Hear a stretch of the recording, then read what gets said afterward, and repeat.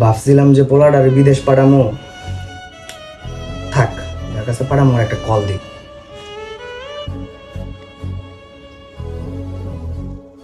আসসালামু আলাইকুম চাচা, কেমন আছেন? আলহামদুলিল্লাহ বাবা, ভালো আছি। তুমি কেমন আছো? আপনাদের দোয়ায় ও ভালোবাসায় আমি অনেক ভালো আছি। কি অবস্থা চাচা, দিনকাল কেমন চলতেছে আপনার? এই তো বাজান, অভাবের সংসার কেমন আর যাইবো, যাক সব মিলে আলহামদুলিল্লাহ ভালোই আছি। আপনার ছেলের কথা আমার মাথায় আছে, ওরা একবার প্রবাসে পাঠায় দেখেন। প্রবাসে না পাঠালে বুঝবেনই না প্রবাস জীবন কত সুখের। এই যে বাসাটা দেখতেছেন না, এটাতে আমি 5টা ছেলে রাখছি। ওদের এক একটার বেতন কত জানেন? কেউটা 1.5 লাখ, কেউটা 2 লাখ। ওরা 1 বছরের মধ্যে ওদের টাকা উঠে ফেলছে। আর না চাচা, আপনারা দেখে আমার ভালো লাগছে। ওদের কাছ থেকে আমি 14 লাখ করে নিছি, আপনার কাছ থেকে আমি 12 লাখ নিব।